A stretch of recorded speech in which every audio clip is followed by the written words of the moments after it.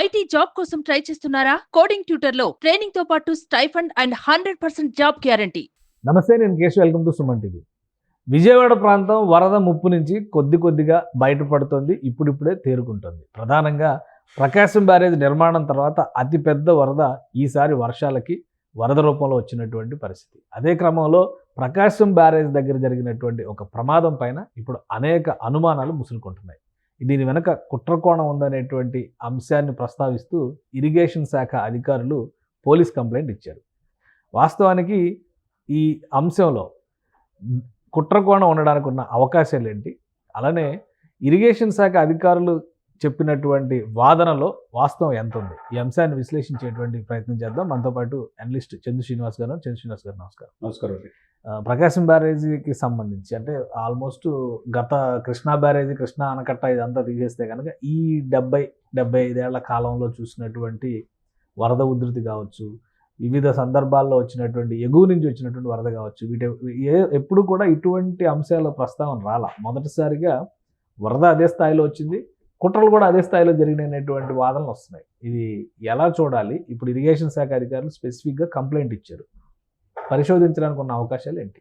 డెఫినెట్గా అంటే మనం 1953 నుంచి చూసుకుంటే 100 years పైనే చరిత్రాత్మకమైన అది నది ఆనకట్ట. దానికి ఒక 4 బోట్లు వచ్చి 3 గేట్లు కొడతామంటే దానికి సంబంధించిన మెయిన్ కూడా అవన్నీ ఊడిపోయే పరిస్థితి వచ్చిందంటే అది లంగరేట్ల పైన ఉన్న కౌంటర్ వెయిట్స్ వచ్చినాయి. దానికి ఇంజనీర్లు ఎక్స్పర్ట్స్ని వేశారు. దీంట్లో వెనక ఎవరైనా ఇంజనీరింగ్ డిపార్ట్మెంట్ కావచ్చు, మిగతా ఇరిగేషన్ డిపార్ట్మెంటు, మిగతా మంత్రులు ఆరోపిస్తున్నట్టుగా అక్కడ నిప్పులేందే పొగరాదన్నట్టుగా ఆ కలర్ బోట్లు ఎలా వచ్చినాయి, 4 బోట్లు ఇది కావాలని కుట్ర ఉందని చెప్పేసి సాక్షాత్తు ప్రకృతి విపత్తు హోంశాఖ మంత్రి 2 రోజుల క్రితం వనిత గారు కూడా ఆరోపించారు, డౌట్ వ్యక్తం చేశారు, అనుమానం. ఈరోజు మార్నింగ్ అయితే కొల్లు రవీంద్ర స్వయంగా వెళ్ళి దీని వెనక బలమైన కుట్ర ఉందని చెప్పేసి అన్నారు. దాంట్లో భాగంగా విజయవాడ 1 Town పోలీస్ స్టేషన్లో కేసు నమోదు చేశారు. అంటే ఒక ఇరిగేషన్ శాఖ అంటే అన్ని రకాలుగా ఆలోచించి ఒక స్టెప్ తీసుకొని దాంట్లో వాస్తవాలు వెరిఫై చేసుకున్న తర్వాతే కేసు పెడతారు. ఎందుకంటే లేకపోతే పెట్టరు కదా. ఎప్పుడు లేని విధంగా 100 yearsలో ముఖ్యంగా ఇంత వరద ఉధృతి 120 సంవత్సరాల తర్వాత అంత వరద ఉధృతి వచ్చే సమయంలో లంగర్ వేసిన తర్వాత బోట్లు ఎలా అక్కడికి వచ్చినాయి, ఎలా ఢీకొంటాయి, ఈ 4 బోట్లు తెర వెనక ఎవరు ఏంటి అనేది కొల్లు రవీంద్ర గారు వ్యక్తం చేసినా, తన హోమ్ మినిస్టర్ గారు వ్యక్తం చేసినా, ఎవరు చేసినా అదొకటే. అంతే కదండి. ఒకవైపు బుడమేరు పొంగి పొర్లి 90% ఆక్రమణకు గురైందన్నారు, 4 చోట్ల గండ్లు పడినాయి. ఇప్పుడు ఆల్మోస్ట్ దాదాపు 3 రోజుల నుంచి అవిశ్రాంతంగా ఆయన జలవనరుల శాఖ మంత్రి దగ్గరుండి సైన్యం సహాయంతో 3 కుంటలు పూర్తి చేస్తారు. ఇంకా సైన్యం ఎంటర్ అయింది. సికింద్రాబాద్ ఆర్మీ నుంచి వెళ్ళిన సైన్యం ఏదైతే 120 మంది ఉన్నారో రేయి బహుళ కష్టపడి ఈ రోజున కంప్లీట్గా వరద నుంచి విజయవాడకి ఇబ్బంది గండి పూడ్చడం వల్ల సగం వరద లోపలికి వచ్చేటువంటి అవకాశాలు తగ్గిపోతున్నాయి. అంతే కదండి. ఒకవైపు అట్లా సహకారక్రమం జరుగుతూ ఉంటే, ప్రజలు అలమటిస్తూ ఉంటే ఈ కుట్ర ఏందనేది ప్రజలు కూడా తెలియాలి. ఎందుకంటే అది కరెక్ట్ కాదు. ఎట్లా వచ్చినాయి, ఎవరు ప్రమేయం లేకుండా అక్కడ రావటం కారణం ఏంటనేది వాస్తవాలు దీనికి 1 Town పోలీస్ స్టేషన్లో ఇచ్చేసిన హై స్థాయిలో దీని మీద విచారణ చేయాలి. దీని వెనక ఎంత పెద్ద వాళ్ళు ఉన్నా కానీ ఎట్లా అసలు ఎవరైనా కావాలని చేసేటువంటి పరిస్థితి ఉంటుందా? ప్రకృతి విపత్తు, పైగా అక్కడ భారీ వర్షం పడుతుంది, ఎగువ నుంచి భారీగా వరద వస్తుంది. ఈ బిజీలో అందరూ ఉంటే కుట్ర చేసే తీరిక ఎవరికి ఉంటుంది? అంటే అది మనం పూర్తిగా దీంట్లో లేదు, కుట్ర ఏమి ఉండదు అని చెప్పి అనడానికి లేదు. బట్ క్లారిటీ తీసుకోవాల్సిన అవసరం ఉంది. ఎందుకంటే అక్కడ సాక్షాత్తు హోంమంత్రి గారు ఆరోపించారు, ఈరోజు కొల్లు రవీంద్ర గారు ఆరోపించారు, ముఖ్యమంత్రి గారికి నివేదిక ఇస్తామన్నారు. జలవనరుల శాఖ ఇంజనీర్లంతా ఎక్స్పర్ట్స్ వచ్చి కమిటీ రివ్యూ చెప్పారు. 1 Town పోలీస్ స్టేషన్లో కంప్లైంట్ ఇచ్చారు. వాళ్ళకి ఏదో కొద్దిగా లేకపోతే ఈ స్థాయి దాకా కంప్లైంట్ ఇచ్చే స్థాయి దాకా ఉండదు. కాబట్టి దీని వెనక ఏం జరిగిందనేది వాస్తవాలు మనకు కూడా పూర్తిగా తెలియదు. కాబట్టి ప్రజలకు తెలియాలంటే పూర్తిగా నిష్పక్షపాతంగా విచారణ చేయాలి. పోలీసులు ఎంటర్ అవ్వడం కాకపోతే మిగతా అన్ని శాఖలను సమన్వయం చేసుకుంటా ఆ టైంలో లంగర్ వేసిన తర్వాత ఈ బోట్లు 4 ఎందుకు వచ్చినాయి, ఈ 3 గేట్లు కొడతానికి దానికి ఇంజనీర్లతో కూడా మాట్లాడి కొట్టినప్పుడు ఎప్పటి నుంచో ఉన్నాయి, 100 సంవత్సరాలు, 40 కిలోమీటర్ల వేగంతో వచ్చి కొట్టుకున్నాయి. ఎలా కొట్టుకుంటే 40 కిలోమీటర్ల వేగంతో ఏంటనగా ఒక షాట్ కూడా రికార్డ్ అయింది, వీడియో, అది కూడా వైరల్ అవుతుంది. డైరెక్ట్గా వచ్చి డ్యామ్ గేట్ని కొడుతున్నటువంటి వీడియో రికార్డ్ అవుతుంది. దాని తర్వాత మరొక 3 పడవలు వచ్చినాయి.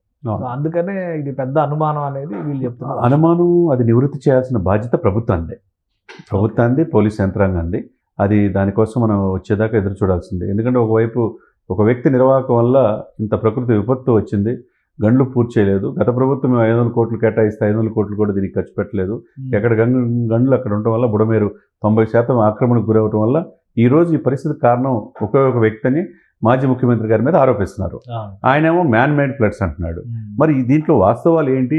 దీనికి గండ్లు పట్టినయా లేదా, ఆక్రమణకు గురైనయా లేదా, అక్కడ జగనన్న కాలనీలు ఉన్నాయా లేవా, ఇవన్నీ రకరకాల అనుమానాలు తావిస్తుంది అనమాట.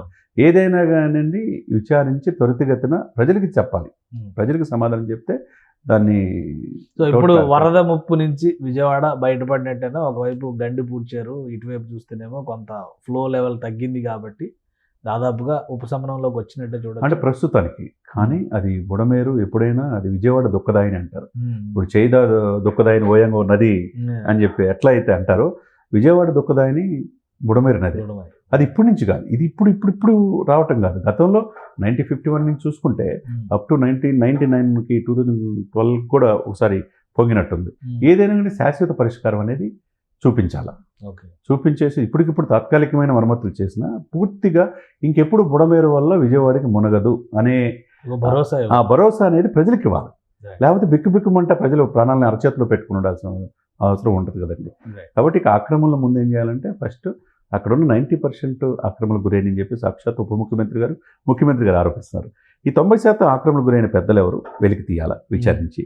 ఆక్రమణలు ఇదైతే ప్రకృతిని ఇబ్బంది పెట్టినట్టే కదా. ప్రజల ఇది కోసం వాళ్ళ యొక్క లాభం కోసం ప్రభుత్వ ఆస్తుల్ని చేసుకొని ఇచ్చేయటం కూడా కరెక్ట్ కాదు.